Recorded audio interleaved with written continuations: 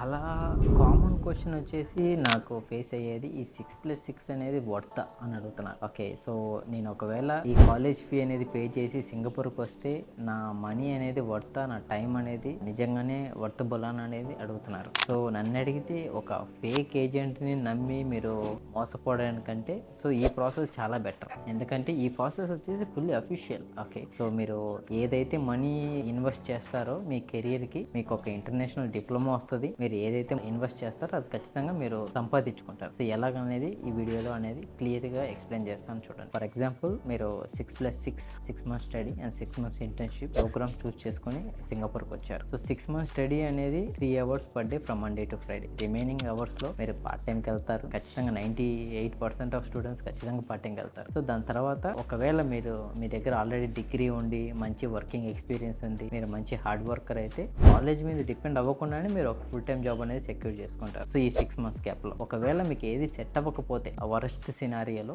మీకు ఖచ్చితంగా కాలేజే మీకు ఒక ఇంటర్న్షిప్ అనేది ప్రొవైడ్ చేస్తారు. ఓకే, ఇంటర్న్షిప్లో ఇది వచ్చేసి ఫ్రీ ఇంటర్న్షిప్ ఏం కాదు, మీరు పెయిడ్ ఇంటర్న్షిప్. సో 1200 to 500 అనేది మీరు ఎర్న్ చేస్తారు. అంటే మన ఇండియా డబ్బులో ₹1,00,000 పైన. సో ఆ రకంగా కూడా మీరు ఏదైతే మనీ ఇన్వెస్ట్ చేస్తారో మీరు ఖచ్చితంగా సంపాదించుకుంటారు. సింగపూర్లో చదివినందుకు మీకు ఇంటర్నేషనల్ డిప్లొమా అనేది మీ కెరియర్లో యాడ్ అవుతుంది. తర్వాత వర్క్ చేసినందుకు ఇంటర్నేషనల్ వర్కింగ్ ఎక్స్పీరియన్స్ కూడా మీరు తెచ్చుకుంటారు. ఓకే, సో ఈ రకంగా మీరు ఇన్వెస్ట్ చేసిన మనీ అనేది ఖచ్చితంగా వర్తబుల్.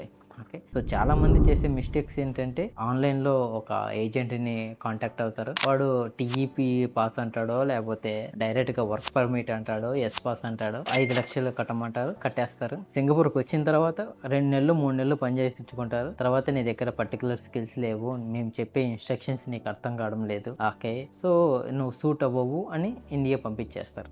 ఓకే, ఇది చాలా సందర్భాల్లో జరిగేది. ఒకవేళ మీరు జెన్యూన్ ఏజెంట్ని కాంటాక్ట్ అయితే ఓకే ఇలాంటి సిచ్యువేషన్. ఒకవేళ జెన్యూన్ ఏజెంట్ కాకపోతే మీరు సింగపూర్ కూడా రారు. ముందుగానే డబ్బులు మీరు వాళ్ళకి క్రెడిట్ అవ్వగానే నో రెస్పాన్స్ అనమాట. సో అలాంటి చాలా సందర్భాలు. సో ఎందుకు మేము ఈ స్టూడెంట్ పాస్ అనేది ఇది ఫుల్లీ అఫీషియల్ వే. ఓకే, మేము అప్లై చేసేది గవర్నమెంట్ దగ్గర అప్లై చేసి మీరు ఒక కాలేజ్ ద్వారా సింగపూర్కి వచ్చి చదువుకొని ఒక ఇంటర్నేషనల్ డిప్లొమా తీసుకొని కాలేజ్ ద్వారానే ఒక జాబ్ ఆపర్చునిటీ తీసుకొని మీ స్కిల్ ప్రూవ్ చేసుకొని మీరు ఒక జాబ్ అనేది సెక్యూర్ చేసుకుంటున్నారు. ఓకే, అందుకని మేము ఈ ప్రాసెస్ అనేది ఎక్కువ రికమెండ్ చేస్తాం. ఓకే, సో ఒకవేళ మీకు ఏమైనా డౌట్స్ ఉంటే దీనిపైన మీరు కాంటాక్ట్ అవ్వండి, ప్రతిదీ డిస్కస్ చేద్దాం.